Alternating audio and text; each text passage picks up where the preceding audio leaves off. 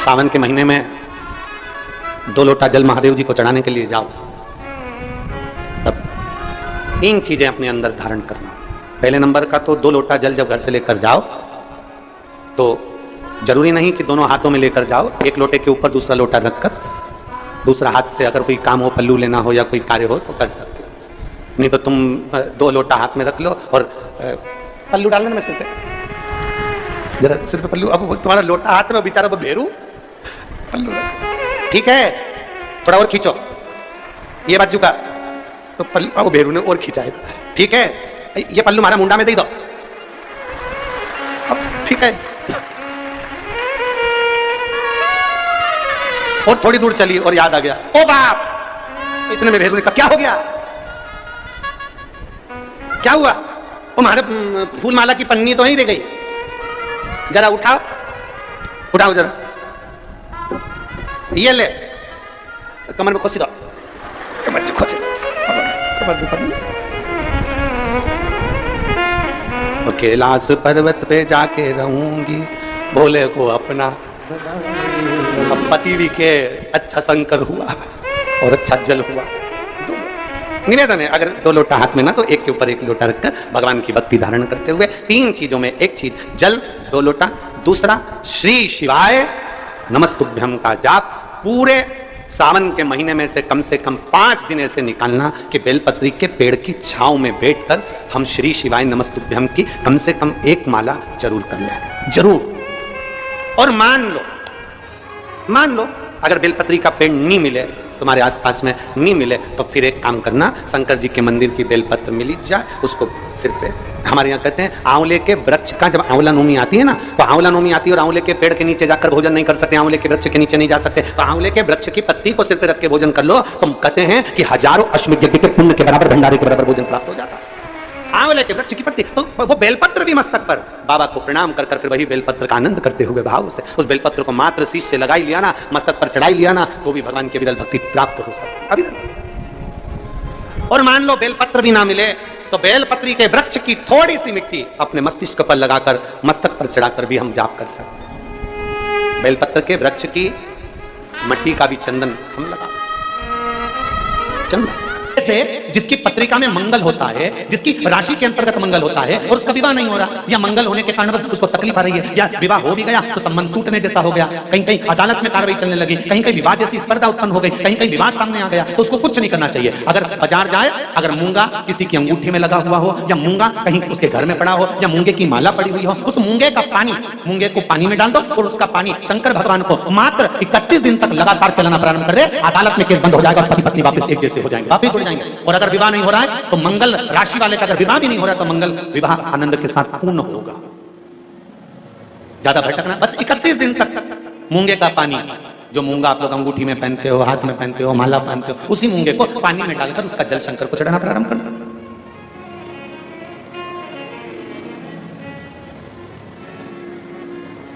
मूंगे के शिवलिंग का निर्माण किस देवता ने करा था?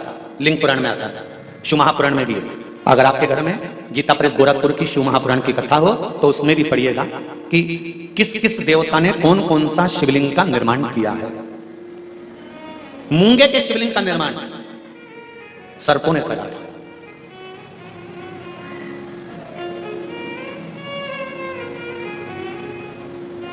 जब शिवलिंग का निर्माण हुआ, पूजन हुई, शिवजी ने आकर आशीर्वाद प्रदान करा, तब सर्पों ने केवल एक बात मांगी थी कि हमारी इन सर्प कन्याओं, ये सांप की बेटियां हैं, सर्प की बेटियां हैं, सर्प के पुत्र हैं, इनका विवाह कैसे होगा?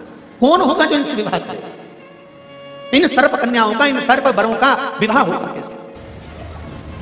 शंकर भगवान ने कहा तुम चिंता मत करो, तुमने मूंगे का शिवलिंग का निर्माण कर कर मेरी पूजन करी है, जब जब 1 लोटा जल समर्पित होगा और जो हृदय से मुझे चढ़ाएगा, उस कन्या के विवाह का, उस वर के विवाह का भार मेरे माथे पर आ जाएगा और मंगल विवाह मैं करूंगा। ये शिव वचन है। एक बहुत सुंदर सा प्रसंग है, जरा ध्यान दीजिएगा।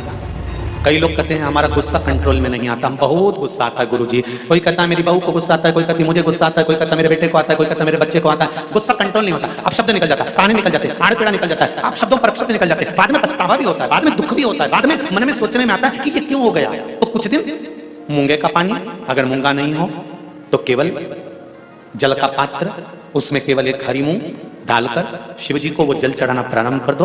15 दिन 20 दिन प्रतिदिन शंकर को जल चढ़ाना प्रारंभ तो कर। सावन के महीने में कथा सुन रहे हो, आप शिव की भक्ति को जितना जितना जागृत करोगे ना, उतना उतना फल तुम्हारे जीवन में प्राप्त हो जाएगा।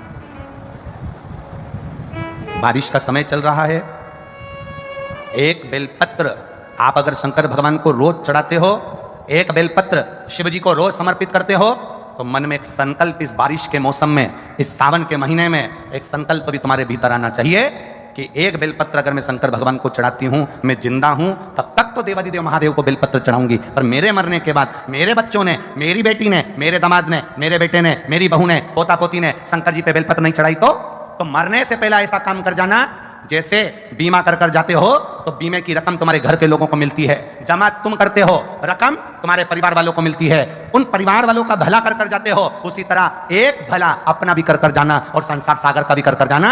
मेरे मरने के बाद बेलपत्र कौन चढ़ाएगा, इसलिए एक बेलपत्र का पेड़ लगा कर जाना, उस पेड़ की बेलपत्र कोई भी तोड़कर महादेव को चढ़ाएगा, फल तुझे ही मिलेगा। एक बेलपत्र का वृक्ष तुम भी लगा कर जाओ, उस बेलपत्र के पत्ते को कोई तोड़ेगा शंकर पर चढ़ाएगा, फल मुझे मिलेगा। उस बेलपत्र के पत्ते को कोई तोड़ेगा शिव को समर्पित करेगा, उसका फल मुझे मिलेगा। मैं चली भी गई, वृक्ष तो रहेगा, पेड़ तो रहेगा।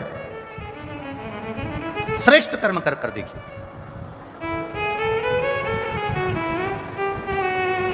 और जब श्रेष्ठ कर्म हम करेंगे तो उसका सुख हमको मिलेगा, निश्चित प्राप्त होगा।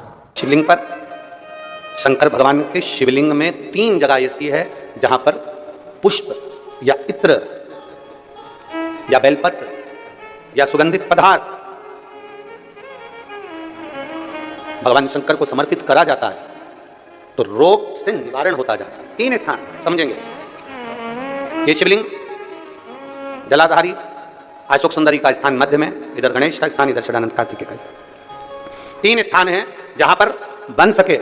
अगर आपको लगता है कि मैं जांच कराने के लिए डॉक्टर के पास जा रही हूं, डॉक्टर ने बोला है कि कोई बड़ी बीमारी तुमको लगती है तो जांच कराने जाओ, डॉक्टर बोले जांच कराओ, जितनी रिपोर्ट होना आना चाहती है आए, पर उससे पहले अगर 3 जगह पर इत्र समर्पित कर दिया जाए, इत्र हो या सुगंधित कोई पुष्प हो, इत्र या सुगंधित पुष्प, 3 स्थान पर अगर इत्र समर्पित किया जाए तो वो स्थान, और इत्र समर्पित कर आप जाओ फिर जांच कराओ, मना नहीं करो। 3 स्थान बताएगा। पहला स्थान अशोक सुंदरी और भगवान शंकर का जो शिवलिंग रखा है उसके बीच में जो अशोक सुंदरी और शंकर भगवान के शिवलिंग के बीच में एक जगह खाली पड़ी रहती है, अशोक सुंदरी का स्थान पूर्ण होगा, शिवलिंग होगा, उसके बीच में एक स्थान खाली होता है। उस स्थान पर अगर जिस समय पर भगवान शंकर के जिस अशोक सुंदरी और शिवलिंग के बीच में जो स्थान है वहां पर अगर इत्र लगाया जाए, दूसरे नंबर पर शिवलिंग के ऊपर से लेकर नीचे के मध्य भाग में, जहां मध्य भाग है ये शिवलिंग, ये नीचे का भाग, और मध्य भाग में अगर इत्र लगाया जाए, और तीसरा भगवान शंकर का जो जल नीचे की ओर गिरता है, जहां जो पट्टी रहती है पानी नीचे आने की, उस पट्टी पर अगर इत्र लगाया जाए, ये 3 स्थान इत्र लगाने के होते हैं। अगर वहां लगाया जाए तो कैसा भी रोग हो आपकी जांच अच्छी ही आएगी, बेकार नहीं आ सकती।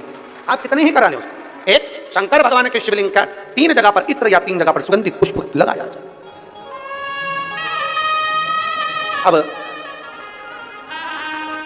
जब आप लोग अभिषेक करने बैठते हैं या पूजन करने बैठते हैं या शंकर जी के मंदिर जाते होंगे, कौन कौन जाता है शिवालय? सभी लोग जाते हो? बोलो हर हर महादेव। शिवालय जाते हो तो शिवालय में जाकर जब आप इत्र चढ़ाते हो भगवान पर, यहाँ इत्र लगाया आपने, फिर यहाँ पर भी लगा देते, यहाँ पर भी लगा देते, यहाँ पर भी लगा देते, सब दूर इत्र लगा देते।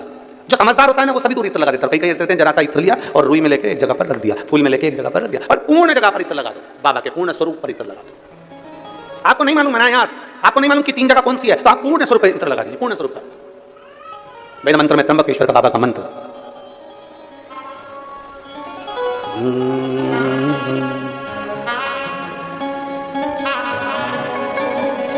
महामृत्युंजय मंत्र, वेद मंत्र का बड़ा सुंदर मंत्र, जिसका हम उच्चारण पूर्ण रूप से नहीं करते हैं व्यासपीठ से, उसको हम मंत्र को मन में गुनगुनाते हैं। एक बार आप भी बाबा के मंत्र को मन में गुनगुनाइए।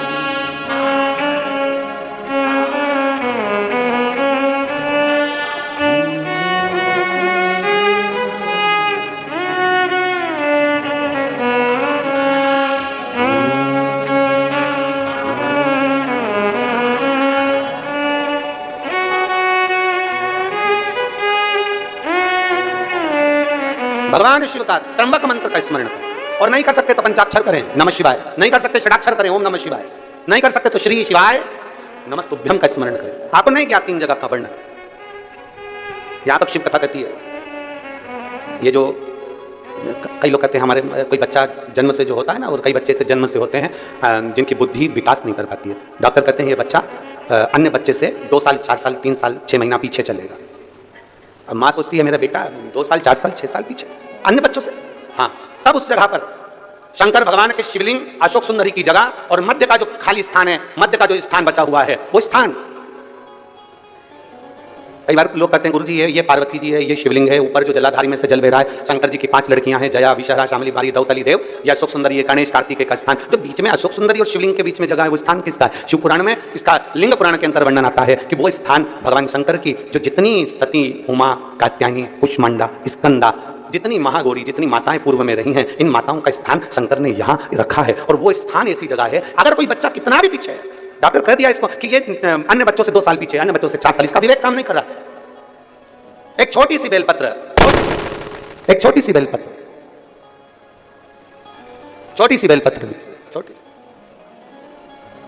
और उस छोटी सी बेलपत्र को, छोटी सी बेलपत्र को उस स्थान पर अशोक सुंदरी की ओर डंडी कर उस स्थान पर छोटी सी बेलपत्र को रखिए और 3 बार उसी स्थान पर जल समर्पित कर वही बेलपत्र बेटे को लाकर बच्चे को वो खाए ना, तो पीस कर कैसे भी उस बच्चे को धीरे धीरे देना चालू करिए। आप खुद अंतर देखेंगे कि 3 महीने 4 महीने में उसका विवेक, उसके विवेक में, उसकी बुद्धि में अंतर आया कि नहीं। उसका एक स्वरूप है, उसको जाना, उसको पहचानना सरल नहीं है। जो हनुमान को जान गया, जो शिव को जान गया, उसकी जिंदगी सार्थक हो गई। जैसे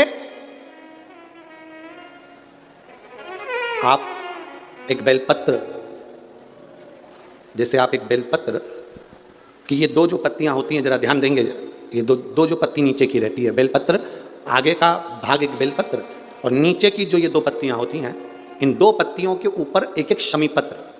ये 2 जो पत्तियां हैं, इन पत्तियों के ऊपर एक एक शमी पत्र और लाल चंदन, ये रखकर कितना भी रोगीला व्यक्ति हो, रोग से ग्रसित व्यक्ति हो, जिंदगी में कितना ही दुख पड़ रहा हो, बेलपत्र की ये दोनों पत्ती जिसके ऊपर शमी पत्र रखकर, लाल चंदन रखकर श्री हनुमान जी महाराज और हनुमान जी महाराज के 3रे नंबर के भाई श्री गतिमान जी। हनुमान जी कितने भाई हैं? 6। उसमें हनुमान, रतिमान, व्रतिमान, मतिमान, गतिमान, तो जो नीचे के क्रम में आते हैं श्री गतिमान जी, उन गतिमान जी हनुमान जी का नाम लेकर जो शिवलिंग के ऊपर समर्पित कर देता है, रोग का निवारण होता ही है, रोग मुक्ति होती है। भोजन करते समय थाली में बाल आ जाए, भोजन करते समय एकदम खाते खाते गले में मिर्ची लगे, हिचकी चलने लगे, भोजन करते समय एकदम ठसका लग गया, अटक गया भोजन, पानी अटक गया। रोज प्रतिदिन भोजन में थाली में बाल आ रहा है, प्रतिदिन ठसका लग रहा है, प्रतिदिन अगर तुम्हारे हिचकी आ रही है भोजन करते समय, प्रतिदिन आपके साथ में ये क्रम हो रहा है, तो समझ लेना कि तुम भोजन करते हो उस समय पर आपके घर का कोई पूर्वज, कोई भूखा या प्यासा जरूर रह गया है, जिसके कारणवश वो हमको भोजन के समय पर बहू को या बेटे को याद करता है। तो फिर करना क्या है? फिर क्या कर सकते हैं? हिचकी आ रही है, भले मिर्ची खा ली, मिर्ची ना खा तो भी हिचकी आ गई, ठसका लग गया भोजन करते समय, और रोज लग रहा है, हर 2 दिन में, हर 3 दिन में ठसका आ जाता है, भोजन करते समय हर 3 दिन में थाली में बाल आ जाता है, भोजन करते समय हर 2-3 दिन में थाली में बाल पड़ा हो जाता है, हर भोजन करते समय हमारे को कुछ ना कुछ हिचकी चलने लगती है। हर 2-3 दिन में अगर ये क्रम हो रहा है तो समझ लो हमारा कोई पूर्वज, हमारा कोई पित्र, हमारे घर का कोई पूर्वज जो है कि नहीं है, वो हमारे को कहीं ना कहीं से भूखा है और भोजन का भाग मंग रहा है। फिर एक प्रयास करके देखो, फिर एक प्रैक्टिकल करके देखो, फिर एक प्रयास करो। चावल की छोटी सी एक कटोरी, उस कटोरी में धान भर लीजिए चावल, उसमें एक लौंग और एक बेलपत्र, बस ये रख लीजिए। जो हंडा होता है घर में, पानी का मटका होता है, पितरों का जो स्थान होता है जहाँ पानी पीते हैं अपन, मटका, हंडा, टंकी, बाल्टी, जो भी हो, आजकल तो लोग आरओ लगा लिए हैं, तो नीचे भी तो मटका रखते होगे, हंडा रखते होगे, टंकी रखते होगे, उसी के पास में वो कटोरी रख दीजिए। 14 की रात्रि, अमावस्या के दिन उस कटोरी का चावल, बेलपत्र, ये सब शिव मंदिर के अंदर आप कोई भी एक स्थान पर, कोई दोने के अंदर रखकर या कागज के अंदर रखकर, शिव स्थान पर, शंकर के मंदिर में शिवलिंग को केवल स्पर्श कर कर जमीन पर ही, उसको कागज में या दोने में, उसको जहां जलाधारी होती है, उस जलाधारी के पास में गणेश वाले स्थान पर, गणेश वाली जगह पर उसको रख दें।